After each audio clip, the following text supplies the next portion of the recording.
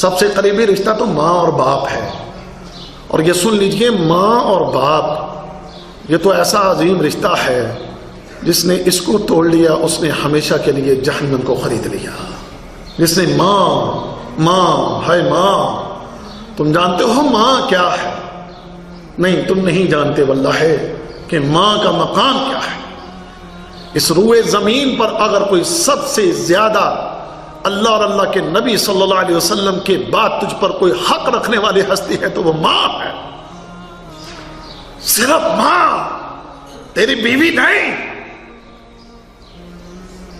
تیرے بچے نہیں، صرف ماں کہ جب تو اس کے رحم میں تھا تو تکلیفیں اٹھا کر اس نے 9 ماہ خود واللہ بھوک کاٹ کے خود اس نے تکلیفیں اٹھا کے، ذرا جاؤ شادی شدہ نوجوانوں سے جن کے ہاں اولادیں ہوئی ہیں پوچھو کہ ایک ماں اپنے اس بچے کے لیے کتنی تکلیفیں اٹھاتی ہے کہ جب وہ ماں کے رحم میں ہوتا ہے اس کے لیے کھانا پینا مشکل ہوتا ہے، اس کے لیے چلنا پھرنا مشکل ہوتا ہے، اس کے لیے سونا جاگنا مشکل ہوتا ہے، اس کے زندگی کے اس کے لیل و نہار کے معاملات اس کے لیے مشکل ہو جاتے ہیں۔ یہ ساری تکلیفیں، یہ ساری صعوبتیں، یہ ساری پریشانیاں، یہ سارے مسائل اپنے اس بچے کے لیے اٹھاتی ہے جو ابھی دنیا میں نہیں آیا، اپنے اس بچے کے لیے یہ ساری پریشانیاں برداشت کرتی ہے۔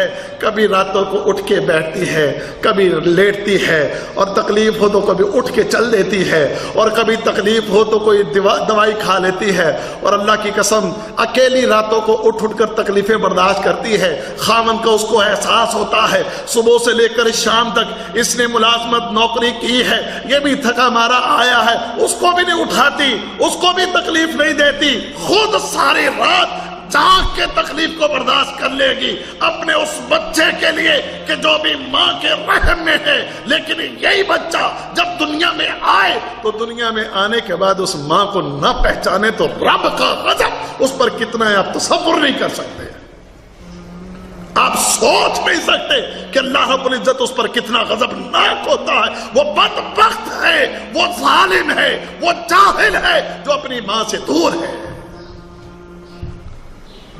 اللہ کے بندو، ماں اگر میں اس موضوع پر بات کروں گا تو پھر پورا درس اسی بات پر چلا جائے گا۔ بس اتنا ہی تم کو بتانا چاہوں گا، ساری دنیا اسلام کو چھوڑ کے، قرآن کو، شریعت کو چھوڑ کے، اس کے علاوہ باقی ساری دنیا ماں کے سامنے ہیٹ ہے۔ اسلام اور شریعت، قرآن اور حدیث، اس کے بعد غور کر لیں اس بات پہ، ساری دنیا جوتے کی نوک پہ واللہ ہے، کائنات کی ہر چیز سوائے اللہ کے رسول، سوائے دین اسلام شریعت، اس کے علاوہ پوری دنیا ہیچ ہے ماں کے رشتے کے سامنے۔ آج ہم نے اس ماں کو کیا سمجھ رکھا ہے؟ وہ بیچاری راتوں کو اٹھ کر جب دنیا میں آئے تو پھر تجھ کو سنبھالتی ہے، خود جاگتی ہے، تجھے سلانے کی کوشش کرتی ہے، تجھے کھلاتی ہے، تجھے پلاتی ہے، جب تک تو کھا پی نہ لے اس کے حلق سے کوئی چیز نیچے نہیں گزرتی ہے۔ تو بیمار پڑ جائے تو اس کو کوئی چیز اچھی نہیں لگتی ہے، کوئی چیز واللہ اس کو اچھی نہیں لگتی کہ جب تک تجھے کھلا پلا نہ لے، جب تک وہ تیرا پیٹ نہ بھر لے۔ اپنے منہ میں ڈالنے والی چیز جو ہوتی ہے، بچہ مانگ لے تو منہ تک پہنچی ہوئی چیز کو بھی اتار کر اپنے بچے کو پکڑا دیتی ہے اور خود بھوکی رہ لیتی ہے۔ اللہ کے نبی صلی اللہ علیہ وسلم فرماتے، اللہ کے نبی صلی اللہ علیہ وسلم، سبحان اللہ، ان کی زوجہ محترمہ حضرت عائشہ صدیقہ رضی اللہ تعالی عنہا، ان کے ہاں ایک عورت آئی اور 2 بچیوں کو اس نے پکڑ رکھا تھا، اور آ کر اس نے سوال کیا کہ میں بھوکی ہوں اور میرے بچے بھی، میری یہ 2 بچیاں بھی بھوکی ہیں، تو مجھے کچھ کھانے کے لیے دیجیے۔ حضرت عائشہ صدیقہ رضی اللہ تعالی عنہا فرماتی گھر میں صرف 3 ہی کھجوریں پڑی تھیں، تو میں نے وہ 3 کھجوریں اٹھا کر دے دی۔ تو اس عورت نے کیا کیا، ان 3 کھجوروں کو تقسیم کر دیا، ایک اپنے دائیں بچی، دوسری بائیں بچی، دونوں کو پکڑا دیا۔ بھوک لگی ہوئی تھی، بھوک کی شدت تھی، بچیوں نے فوراً کھا لیا اس کو، اور ماں کے ہاتھ میں ہے اور ماں کھانے لگی ہے۔ تو بچیوں نے وہ بھی مانگ لی. تو ماں نے اپنے اور ماں کہ اس ماں نے وہ کھجور کھائی نہیں، بلکہ اس کھجور کے 2 حصے کر کے آدھا ایک بچی کو دے دیا اور آدھا دوسری بچی کو دے دیا. یہ ماں، اس سے آج ہم لڑیں اور اس سے ہم اپنے تعلق کو توڑیں، اس سے نفرت کریں معاذ اللہ اور اس کے ساتھ بولے نہ ہم. اتنا عظیم رشتہ وہ یاروں کو خود بھوکی رہ لے اور اپنی بھوک کی بجائے اپنے بچوں کی فکر کریں. ہاں ایسا ہی ہے، واللہ ایسا ہی ہے. جاؤ پوچھو کہ اس ماں نے تمہیں کیسے پالا ہے، اور اگر تمہیں وہ سمجھ میں نہ آئے کہ ماں نے کیسے پالا ہے تو اپنی بیوی کو دیکھو کہ وہ تمہارے بچوں کو کیسے پال رہی ہے. جاؤ. اگر تمہیں تمہاری ماں کا پالنا یاد رہی، اپنی بیوی کو دیکھو کہ جو تمہارے بچوں کو کتنی تکلیفیں اٹھا کر پال رہی ہے. تمہیں پتہ لگ جائے گا کہ ماں اپنے بچوں کو کیسے پالتی ہے. ویسے سمجھ میں نہیں آتی ہمیں یہ بات. اللہ ہمیں سمجھ عطا فرمائے. میرے دوست اور میرے عزیزوں، اگر میں صرف ماں کے حوالے سے اگر بات کروں گا تو پھر وقت جو ہے وہ اتنا نہیں، اتنا ہی کافی ہے کہ ماں کا مرتبہ اس پوری انسانیت میں اللہ کے نبی صلی اللہ علیہ وسلم کے بعد ماں کا مرتبہ اور مقام سب سے زیادہ اونچا ہے. اس کو جوڑنا اور جو اس کو توڑے گا وہ اللہ کے ہاں بدبخت ہے. پھر اس کے بعد باپ ہے، پھر باپ کا مقام ہے. تیرے لیے جنت کا دروازہ ہے باپ، اور تیری جنت رب کائنات نے ماں کے قدموں تلے رکھی ہے.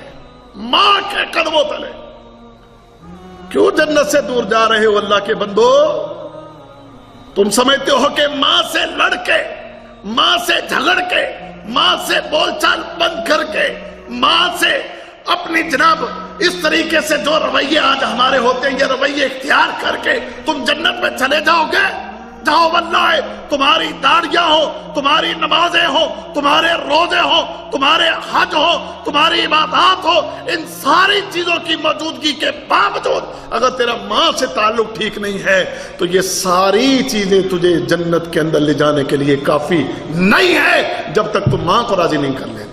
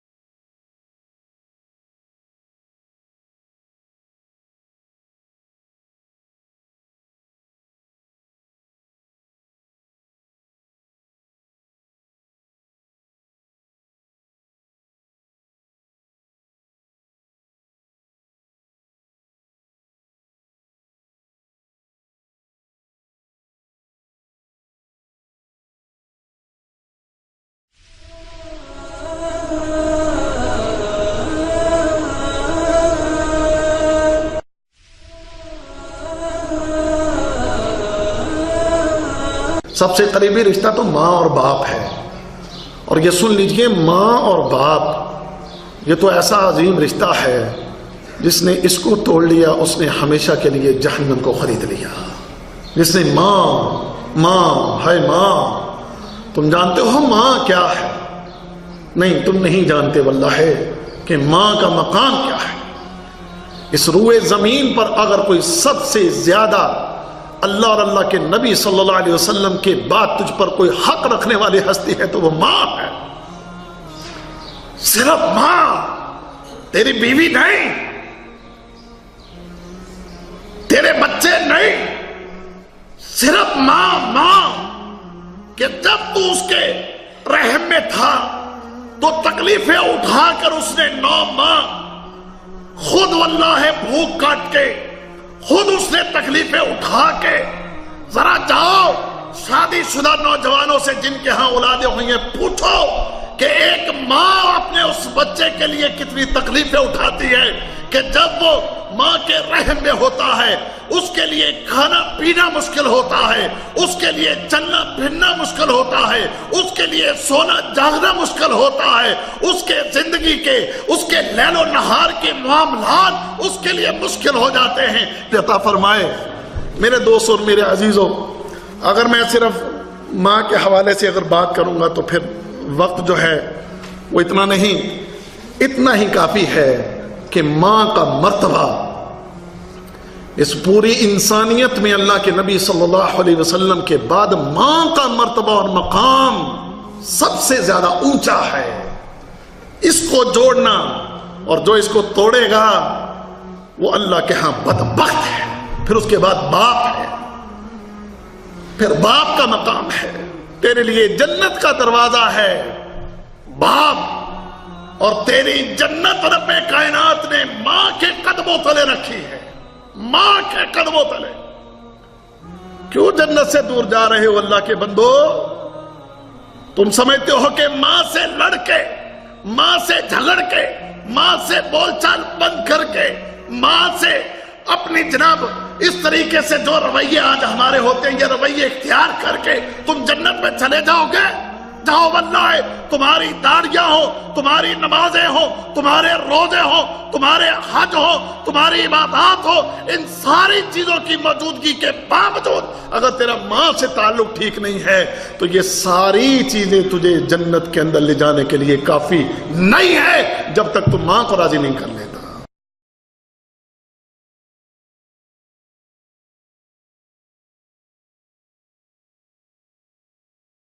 یہ ساری تکلیفیں، یہ ساری صعوبتیں، یہ ساری پریشانیاں، یہ سارے مسائل اپنے اس بچے کے لیے اٹھاتی ہے جو ابھی دنیا میں نہیں آیا، اپنے اس بچے کے لیے یہ ساری پریشانیاں برداشت کرتی ہے۔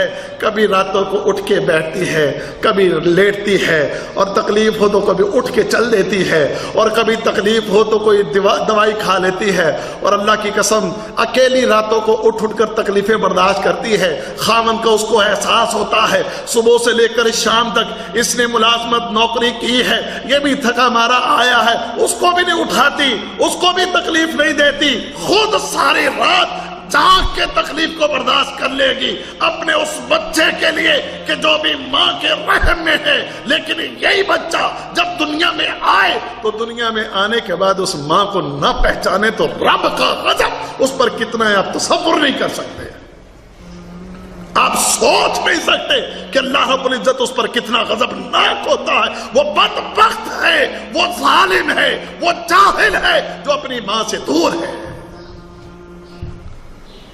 اللہ کے بندو، ماں اگر میں اس موضوع پر بات کروں گا تو پھر پورا درس اسی بات پر چلا جائے گا۔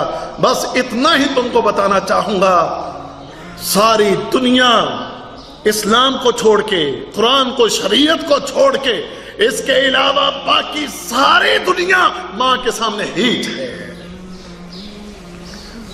اسلام اور شریعت، قرآن۔ تو اس عورت نے کیا کیا، ان 3 کھجوروں کو تقسیم کر دیا، ایک اپنے دائیں بچی، دوسری بائیں بچی، دونوں کو پکڑا دیا۔ بھوک لگی ہوئی تھی، بھوک کی شدت تھی، بچیوں نے فوراً کھا لیا اس کو، اور ماں کے ہاتھ میں ہے اور ماں کھانے لگی ہے تو بچیوں نے وہ بھی مانگ لی۔ تو ماں نے اپنے